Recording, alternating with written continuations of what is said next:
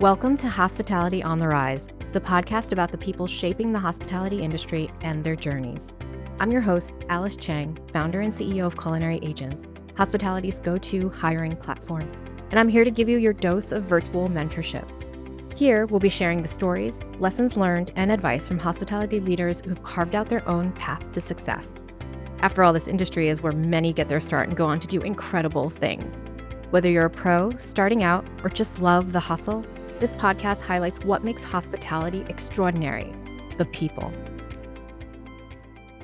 I'm so excited to have with me today Cherif Mbodji.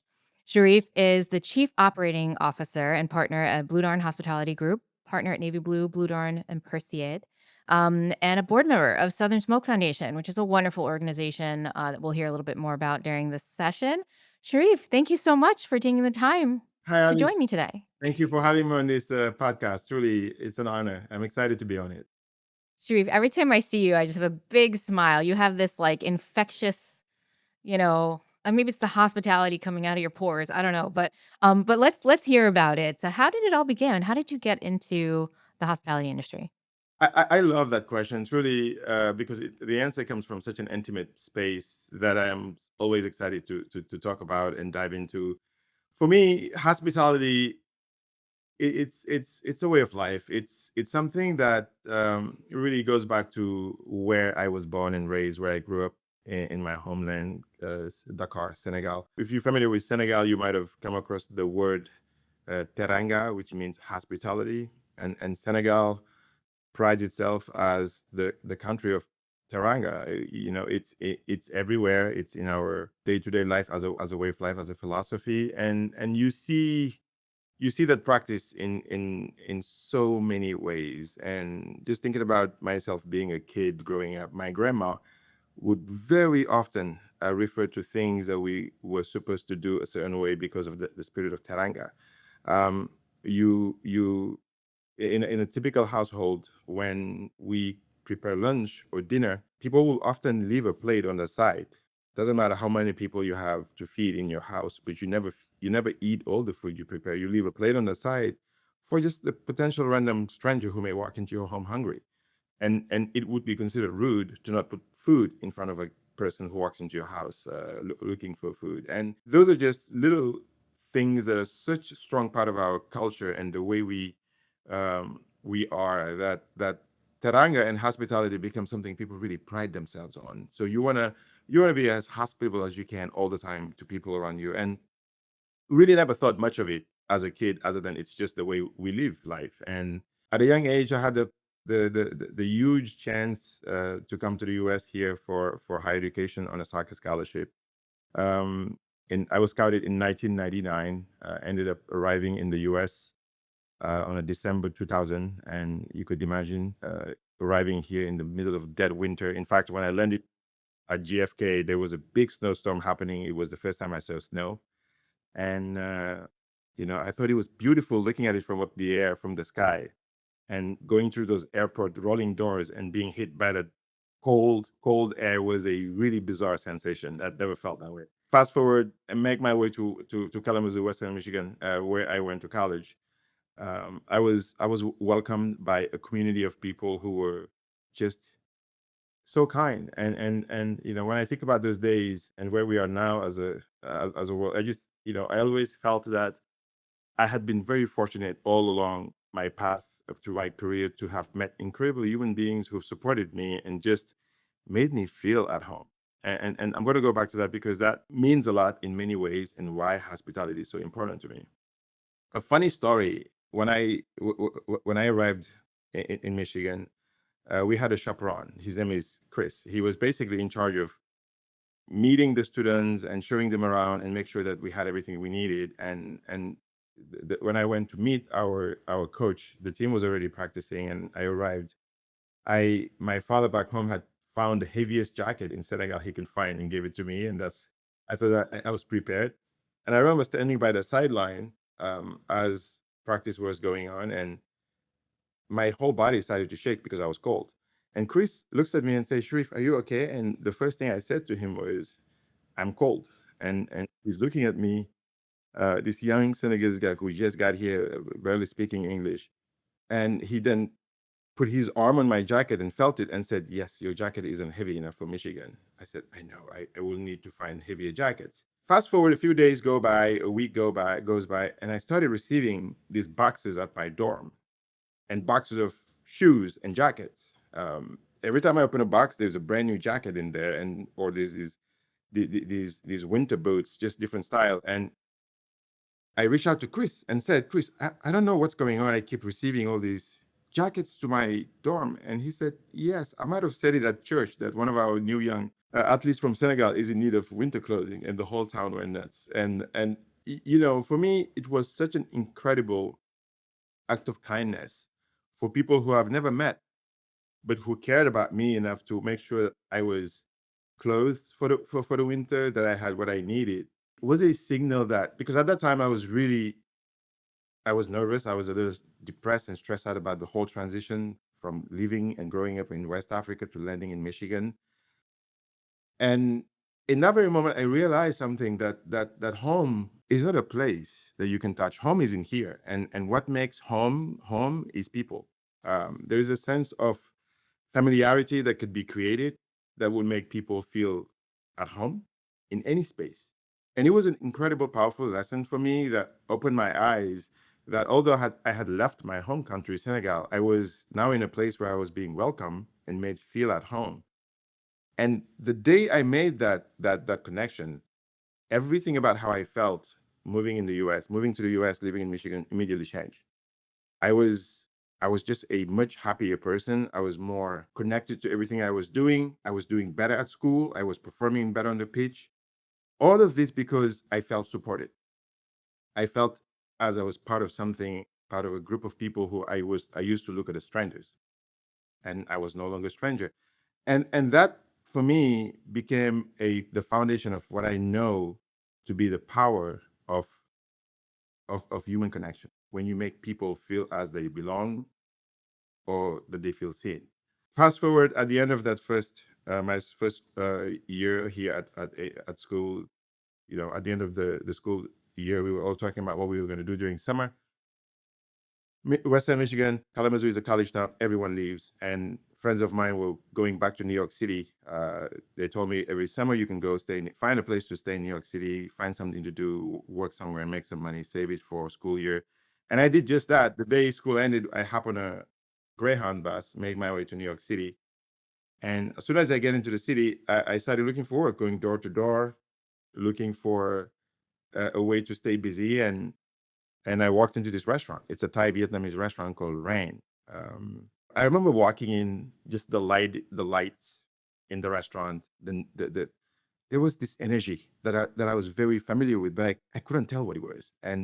But I wanted that energy, and it took me years to understand what that was. But I finally got it, because the moment I was hired to be a busboy in that restaurant, I wanted to spend every single free moment of my life there. I was there every single day. If I wasn't scheduled, I'll call the restaurant, ask the manager if they needed someone. I would come and clean the floor if you needed it. And growing up in Senegal, I grew up in a big family. I'm one of 9 siblings, and Wow. when my mom would cook lunch or dinner, every meal felt like a Thanksgiving dinner. There's just so many people in the house, cousins, uncle, food in large quantity. It's bustling. Having the habit of eating and being in community like that, you just all of a sudden finding myself alone in a setting where you were sitting at a table eating a sandwich. There was a disconnect. How food felt to me was different. And I think being in a restaurant and seeing finally people eating together as a group, families sitting in one table, chit-chatting, enjoying food together in that communal setting, brought me back to something I was really longing for, and I just latched onto that and never really looked back.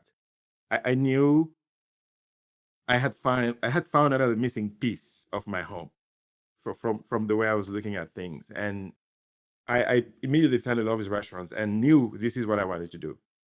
I knew from that beginning, from my first day, from the first time I set foot in a dining room space, that this would be a place that I would want to come back to over and over and over. And you put those two ideas together, the human connection side and what food means in a communal setting for the person, which is not just how it feeds your tummy, but how it feeds your heart and your soul. hospitality becomes a place that I call my happy place. Restaurants Yeah. become a place that I call my happy place, and it's the only job I've ever done. It's the only thing I know how to do, and I feel like if I have one thing that is my destiny in this world, this is it. I love it. I love it. And, and of course, every city has its own vibe and everything as well. And that's, what you find in New York can be translated into another city, right? And I Mhm. think that's the beauty of hospitality as well, as you're talking about. So you're working in the city. Are you like, I'm gonna do this, let's just find my next job and find, or were you still kind of tied to going back to school and then coming back and going back to school? Yeah, I did that every year. Every summer, I will come back to New York and go back to school. And literally, school will end today. I'll be on a bus the same day, back to the city. And at every step of this journey, I was longing for the next thing. And working as a bus boy, I wanted to become a food runner, because as a food runner, you get to see more kitchen interaction. You get to run food to the table. When I was a busser, your job was just to bus tables and reset and pour water. And I would get excited about every step I took. From a runner, you became a server. If from a server, you become a lead captain, and you started to see the variances between restaurants and how service is performed. And it was important for me to learn as much as I could. So I worked for various companies and various chefs across the country, from Main Street I see. Hospitality Group back in the days that used to own restaurants like Django. They used to own Cayo Ocho, Ryan East, Ryan West, to working for David Boulud back in the days, where I really experienced fine dining at first. That's where I cut my teeth on that and understood how service could be so much more than just the way I knew what it was back then. To working for China Grill Management, spending time in California with Michael Mina. China Grill Management in New York City was where I really developed my first. That's where I was first exposed to the corporate side of running restaurants, uh, where China Grill was across states, across countries. Standardized process were a big deal, and the human, the HR side of things, very involved, and just amazing training. By the time I left China Grill Management, I think I felt that I'd become a strong manager, that I was well equipped both in operation and service experience to be able to take on the role of a general manager in restaurants, and that led me to Dynex Group, where I think all of that just came together full blast. Being at Café Boulud, which is, to me still today, I would say it felt like a sacred temple, because you were shoulder to shoulder with some of the most talented people in the industry, and you looked at this every time you walk into that restaurant. You saw names on the walls, people who had been there before we were, and you're talking about the Andrew Carmelinis of the world, the David Changs of the world, the Gavin Kaysen, of people who were just there and moved on to do amazing things, and you knew, you were stepping into big shoes here, and that was always a strong source of inspiration for me. And that's where Aaron and I met, and the rest The is rest is history. yeah. The rest is the beginning of the next chapter, right? I was very fortunate to meet you at that time as well. I'll also kind of hone in to a couple of things you said when you were talking about your time at China Girl Management Group, because I also see that you held several positions there, staying there for a handful of years and kind of really kind of growing your career and learning there. And oftentimes for front of house, it's a little less structured on how you can kind of navigate your career path and get to the next level, or to get into management, or different types of decision making that needs to happen when you think about what career path you want to take. So I love that that you tried a couple things and you work your way up from a busboy all the way to assistant F&B director at China Rural Management, and then into service director at Café Boulud. So that's really quite the career path there. And obviously, Chef Danielle and Aaron and that whole organization is also just like one big family. Yes, yes, yes. It truly felt that way. It's something Dynex really excelled at, is they give you this sensation, this feeling that this restaurant is yours to run, and they give you the tools to run it like you own it. And I think that just gets you closer to that goal of doing it yourself or owning it one day. And Yeah. Now, did you, while you were doing this, were you thinking one day I want to own my own restaurant, or were you just like, loving being part of these other organizations that you were helping build? that became a more pronounced goal when I was at Dynex, for sure. I think it was always a goal, but there is something about having a goal and having a dream. And those are different things, because a dream can be a fantasy. It could be something that's in the back of your mind, that you always think of and fantasize about it. Oh man, it would be nice if one day I do this. It becomes a goal the moment you start taking active steps to reach it. Because then you are actively pursuing an idea, and that becomes the goal that becomes closer, becomes more of something you can reach and achieve. Early part of my career, I think it was a dream. It was an idea that was always somewhere in my head, but my goals back then were to become the best manager I could. Those were what I was actively working on and pursuing and studying. When I reached a point in life where I felt that I has the tools to, and I think that's when this dream of owning a restaurant became a goal.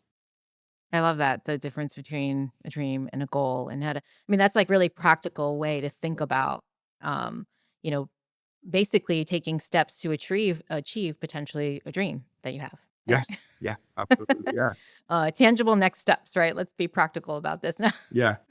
Okay, so now, so you're doing your thing here in New York, and Houston is really far away from New York. um, Houston, and Texas. yes, yes. So take me through kind of the thought process and the opportunity of essentially going to join Aaron and doing this exciting project or projects Yeah, that Aaron you've and grown I so had much. such a great time working together. He's a close friend. Before think of him as I think of him as a friend first before I think of him as a colleague at this point. And I trust him so much. And really, again, because of the experience I had working with him, by the time Aaron had made a decision to move back to Houston, Texas, with Victoria, we were talking about the idea of maybe there is a place where we get back together and try to do something together along the lines of opening a restaurant. And in fact, I remember days when Aaron and I would sit in our office at Café Boulud, sometimes at the end of our service when we had finished everything, talking about just potentially if we were to open a restaurant one day, what that restaurant would look like, where it would be. There's this very specific day when we're on the computer Googling a space that's sitting on top of this hill overlooking this gorgeous valley, and see like this would be an awesome place to build a beautiful restaurant. And those were just little nitbits saying that the interest was there. And I think when Aaron one day asked me to meet up for coffee, I knew there was something in his mind. And if I was to guess, I'm like, he's probably trying to he has an idea. um and we sat for coffee on the Upper East Side, and we're chatting, and he had barely uttered the words, "So Sharif, I was thinking about, you know we open a restaurant in Houston, and if you'd be interested to come down with your family." I said, "Yes." He looks at me and said, "I mean, you might want to go talk to your wife about this and everything." And and because I was already there in my head, I think I felt the momentum building towards this. I felt the time was right. And Monica and I had been already having this conversation. Monica's my wife. We had 3 kids. Our third was just born at the time in New York City.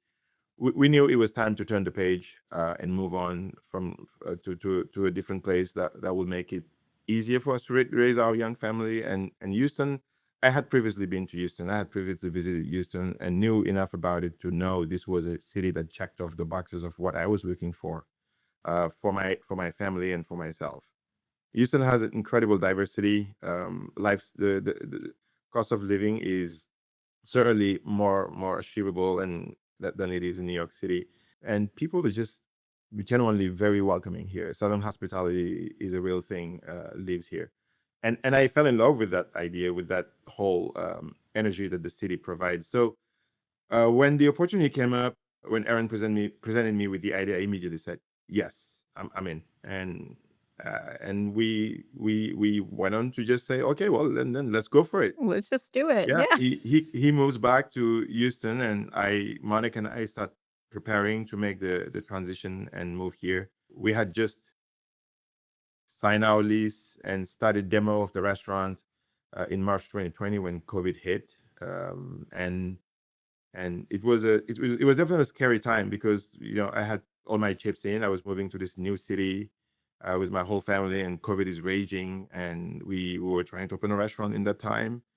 There were many sleepless nights about this, and I think on a business side of things, it's important to have the confidence to take some of those difficult steps when you're faced with adversity. And if you don't take a chance, then you never really went in and you never really tried. So I was committed to seeing this through, and my thought was, look, we're gonna have plan A, plan B, plan C, and let's just go fishing and maybe go away.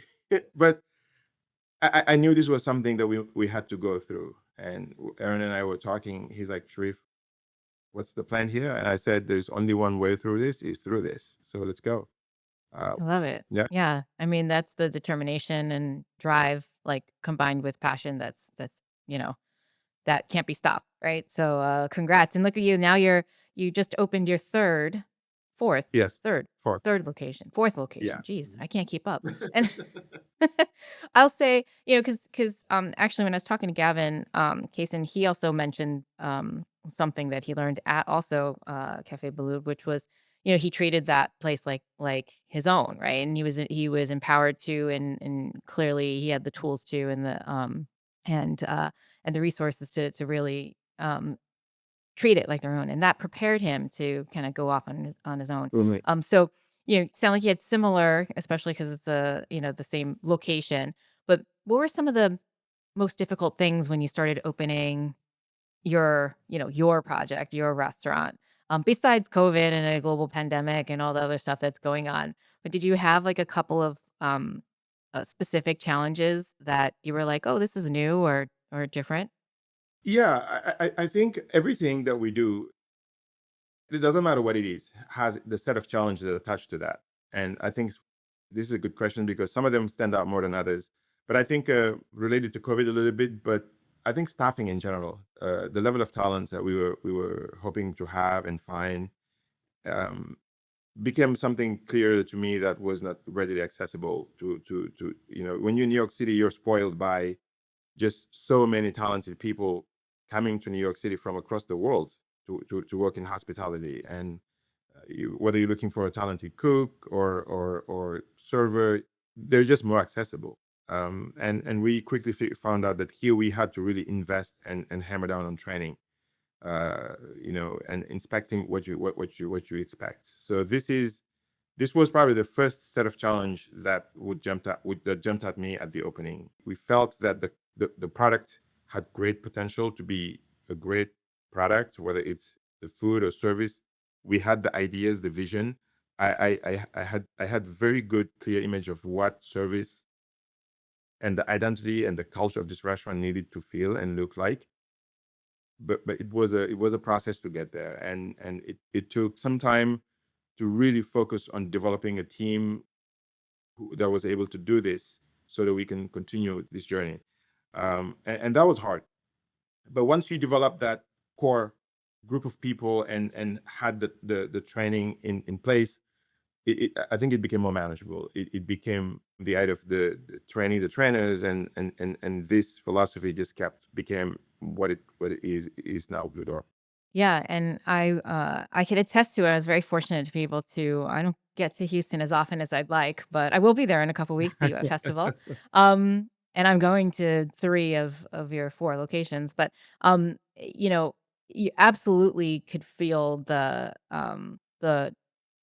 hospitality, the energy when you go to Bludorn restaurant. And I'm a little biased because obviously I know you, Aaron, and Victoria in a different city. Uh-huh. But to see that same energy and love in a totally new city for me was really cool. It was really cool. I Thank you. mean, Thank you, it Alice. really speaks volumes to what you all were able to create and the vision you had and how you were able to execute because I think everyone knows that you can't grow if you don't have the right people, No.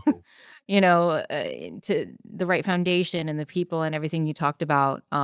Because that's a little bit of a recipe for disaster if you just keep growing more of a broken project, if you will. So congrats. Thank you, Alice. And this is not a shameless plug, but I would say tapping onto culinary agent for us was a key at that phase. And I'm sure you remember when we were so quick to reach out to you and get our culinary place set up, because it was the only place where we could tap into other cities, other markets, and really see the talent that was becoming available, that were available. It just expanded our channels for us to reach out to more, and immediately that's what happened. At that first, for our first year opening, we had our entire management team came from other cities, from California, from New York, from Chicago. Our psalms came from other cities, and it happened because of Culinary Asian, and we were able to pull people from different places who had the experience that we were really looking for as a seed to develop what we've been able to create. I love you. Thank you for saying that. And I'm gonna turn it right back to you on a positive level because the brand that you build is drew these people in, right? People knew from your reputation and what you did, regardless of what city you're in, they already had a sense of understanding of what was going to happen if they joined your team. So that again, we can spend the rest of the time just patting each other in the back, but I don't get the opportunity to say that enough to you and Aaron and Victoria, but it has been incredible also to see from behind the screen on the culinary agent side. Thank So you. whatever you need, we're here. We're so proud to continue to support your growth. It's been really, really phenomenal to watch. That means a So, lot. Thank you. and and you're just getting started. I know. So, what's next? We just announced our fifth restaurant, which is opening next summer here in the Woodlands, Texas, and this would be our first restaurant outside of the city limits of Houston, and this will be a bar balloon concept and probably our largest size restaurant in terms of footprint. And we're excited about this because as we continue to expand and grow, eventually we'll find ourselves in other cities, and that's the dream. But baby steps. I think That's right. if we can do this for a restaurant that's 150 miles away, then perhaps we can step out to 300 miles away. That's right. So you have the dream. Now you get the goals. Yeah. You crush the goals and get closer to the dream. Right. I Yes. love it. That's my takeaway. Um, but but yes, I'm excited to see more about that project. And again, it's you all should be very proud. I know I'm too busy taking care of other people sometimes, right? Thank you. But on that note, and I also want to talk a little bit about in your speaking of being busy, amongst all this stuff, you still find time to support and be part of the leadership team for Southern Smoke Foundation, which is an incredible organization that supports the hospitality industry and individuals in crisis.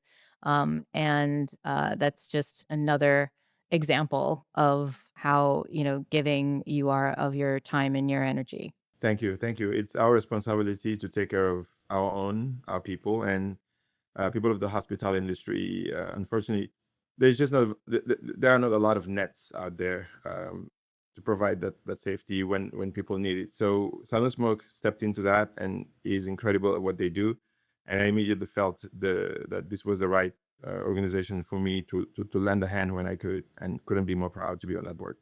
Yes, yes, and festivals in a couple weeks, even though this is going to air after. But I look forward to celebrating with you. Okay, on that note, we're going to quick fire. Yeah. What advice would you tell your younger self? Enjoy the moment. No matter how challenging it is, no matter how intense it could be, enjoy it. It will pay 10 times, 100 times. And this is part of the growth. What's your advice for someone struggling in the industry? Depending on what the struggle is, I think having someone to talk to, whether it's a mentor or someone who understands what you're going through. It could be your brother, your sister, your colleague, someone that you trust in the trenches with you. In what we do, we spend a lot of time taking care of others, and like you just said, very often we forget to take care of ourselves. And I think this is it's important to have someone across the mirror who sees you and takes care of you, or is doing that. So I would say, um, look out for that person, make those connections, and find the person who you look up to, who you can talk to. What's your advice for fellow hospitality leaders? Let's take care of our own. I think, when I think about the hospitality industry and what it's gone through and the changes that have happened in the last 2 decades, um, these are the times that we're in, and it's only going to continue. And I think we must always think about the next generation and what we can do to give them even better opportunities that we were given when we were in their shoes. And this is how we pay it forward. All right. On that note, thank you so much, Cherif, for your time. It's so nice to see you. Can't wait to see you in person. I loved hearing this story, and I got to learn a couple of things during this episode as well. Thank you. Alice, it's my absolute pleasure and honor to be on this call. Thank you for having me. Remember, success looks different for everyone in hospitality. No two paths are the same. If you have a leader or a topic you want to hear about, email media@culinaryagents.com. Hospitality on the Rise is brought to you by Culinary Agents, connecting top talent with employers since 2012. Whether you're hiring or looking for your next opportunity, join us at culinaryagents.com.